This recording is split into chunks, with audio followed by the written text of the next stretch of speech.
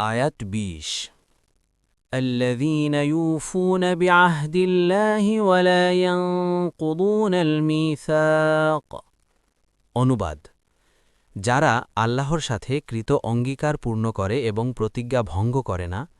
তাফসির ১ নং ফুটনোটের বিবরণ। এ আয়াতে সত্যিকার বুদ্ধিমান লোকদের পরিচয় তুলে ধরা হচ্ছে, যাদের জন্য সুউত্তম পরিণাম রয়েছে। এই শ্রেণীর লোকদের বিশেষ বিশেষ কাজকর্ম ও লক্ষণ রয়েছে।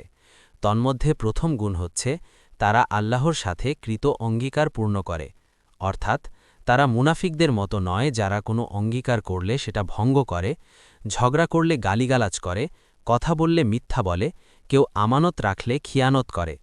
ইবনে কাসির তারা আল্লাহর সাথে কৃত ওয়াদা পূর্ণ করে, বান্দার সাথে কৃত অঙ্গীকারও পূর্ণ করে। ফাথুল কাদির দ্বিতীয় গুণ হচ্ছে তারা কোনো অঙ্গীকার ভঙ্গ করে না। ওই অঙ্গীকারও এর অন্তর্ভুক্ত যেগুলো উম্মতের লোকেরা আপন নবীর সাথে সম্পাদন করে, এবং ওইসব অঙ্গীকারও বুঝানো হয়েছে যেগুলো মানবজাতি একে অপরের সাথে করে, সেগুলো তারা ভঙ্গ করে না।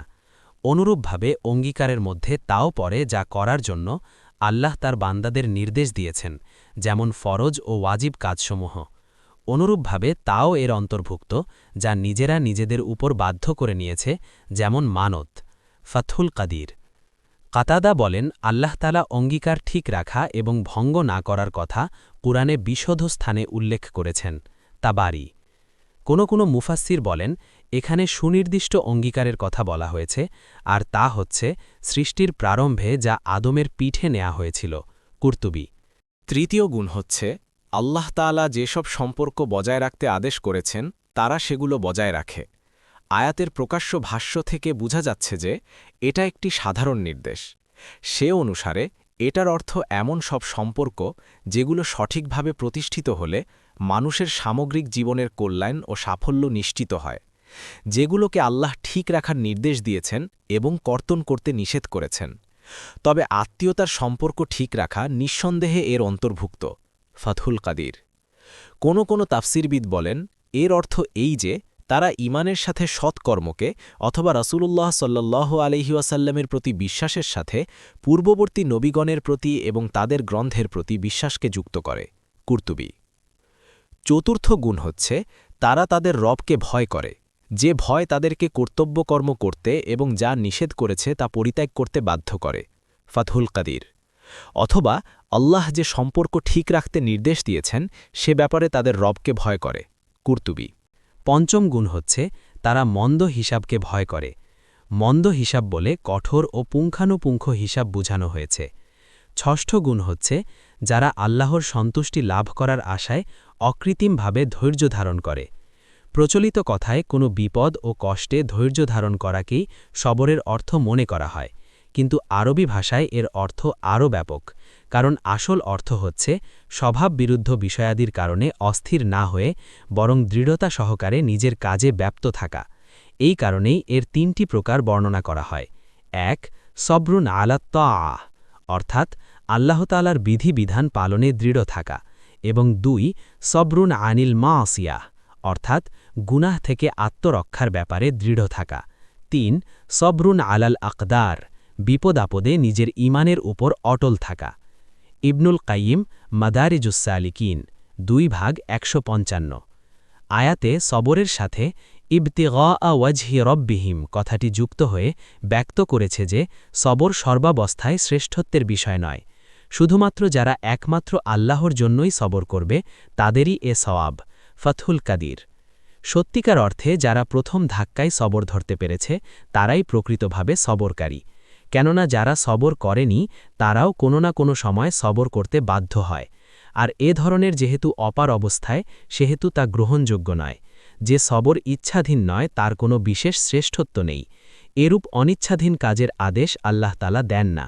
সুতরাং এখানে যে সবরের নির্দেশ দেয়া হচ্ছে তা হচ্ছে তারা নিজেদের প্রবৃত্তি ও আকাঙ্ক্ষা নিয়ন্ত্রণ করে, নিজেদের আবেগ ও অনুভূতি ও ঝোঁক প্রবণতাকে নিয়ম ও সীমার মধ্যে আবদ্ধ রাখে, আল্লাহর নাফরমানিতে বিভিন্ন স্বার্থ লাভ ও ভোগ লালসা চরিতার্থ হওয়ার সুযোগ দেখে পা পিছলে যায় না, এবং আল্লাহর হুকুম মেনে চলার পথে যেসব ক্ষতি ও কষ্টের আশঙ্কা দেখা দেয় সেসব বরদাস্ত করে যেতে থাকে। এই দৃষ্টি থেকে বিচার করলে মুমিন আসলে পুরোপুরি একটি সবরের জীবন যাপন করে, কারণ সে আল্লাহর সন্তুষ্টির আশায় এবং আখেরাতের স্থায়ী পরিণাম ফলের প্রতি দৃষ্টি রেখে এ দুনিয়ায় আত্মসংযম করতে থাকে এবং সবরের সাথে মনের প্রতিটি পাপ প্রবণতার মোকাবিলা করতে থাকে। দেখুন ইবনুল কাইয়িম মাদারিজুস-সালিকিন মনজিলাতুস-সবর। সপ্তম গুণ হচ্ছে সালাত কায়েম করা। এর অর্থ পূর্ণ আদব ও শর্ত ও বিনয় ও নম্রতা সহকারে যেভাবে আল্লাহ তা ফরজ করেছেন সেভাবে সময়মতো আদায় করা। এখানে ফরজ সালাতই উদ্দেশ্য, আবার ব্যাপক সালাতও উদ্দেশ্য হতে পারে। ফাতহুল কাদির। অষ্টম গুণ হচ্ছে যারা আল্লাহর প্রদত্ত রিজিক থেকে কিছু আল্লাহর নামেও ব্যয় করে। এতে ইঙ্গিত করা হয়েছে যে আল্লাহ তাআলা আপনাদের কাছে চান না, বরং নিজেরই দেয়া রিজিকের কিছু অংশ আপনাদের কাছে চান। এটা দেয়ার ব্যাপারে স্বভাবতই আপনাদের ইতস্তত করা উচিত নয়। এখানে অর্থ সম্পদ আল্লাহর পথে ব্যয় করার সাথে সিররান ওয়া আলানিয়া শব্দ দুটি যুক্ত হওয়ায় বোঝা যায় যে দান সদকা সর্বত্র গোপনে করাই সুন্নত নয়, বরং মাঝে মাঝে প্রকাশ্যে করাও দুরস্থ ও শুদ্ধ। তাই আলেমগণ বলেন যে জাকাত ও ওয়াজিব সদকা প্রকাশ্যে দেয়াই উত্তম এবং গোপনে দেয়া সমীচীন নয়, যাতে অন্যরাও শিক্ষা ও উৎসাহ পায়। তবে নফল দান সদকা গোপনে দেয়াই উত্তম। যেসব হাদিসে গোপনে দেয়ার শ্রেষ্ঠত্ব বর্ণিত হয়েছে সেগুলিতে নফল সদকা সম্পর্কেই বলা হয়েছে। দেখুন ফতহুল কাদির। নবম গুণ হচ্ছে তারা মন্দকে ভালো দ্বারা, শত্রুতাকে বন্ধুত্ব দ্বারা এবং অন্যায়কে জুলুম ও ক্ষমা দ্বারা প্রতিহত করে। মন্দের জবাবে মন্দ ব্যবহার করে না, অর্থাৎ তারা মন্দের মোকাবিলায় মন্দ করে না বরং ভালো করে। তারা অন্যায়ের মোকাবিলায় অন্যায়কে সাহায্য না করে ন্যায়কে সাহায্য করে। কেউ তাদের প্রতি যতই জুলুম করুক না কেন তার জবাবে তারা পাল্টা জুলুম করে না, বরং ইনসাফ করে। কেউ তাদের বিরুদ্ধে যতই বিশ্বাসভঙ্গ করুক না কেন তার জবাবে তারা বিশ্বস্ত আচরণই করে। এর সমার্থে পবিত্র কোরআনে আরও অনেক আয়াত এসেছে, যেমন সূরা আল মুমিনুন, সূরা ফুসসিলাত। কোনো সময় কোনো গুনাহ হয়ে গেলে তারা অধিকতর যত্ন সহকারে অধিক পরিমাণে ইবাদত করে, ফলে গুনাহ নিশ্চিহ্ন হয়ে যায়। এক হাদিসে রাসূলুল্লাহ সাল্লাল্লাহু আলাইহি ওয়াসাল্লাম মুআজ রাদিয়াল্লাহু আনহুকে বলেন, পাপের পর পুণ্য করে নাও, তাহলে তা পাপকে মিটিয়ে দেবে। মুস্তাদরাকে হাকিম 1/121 নং 178।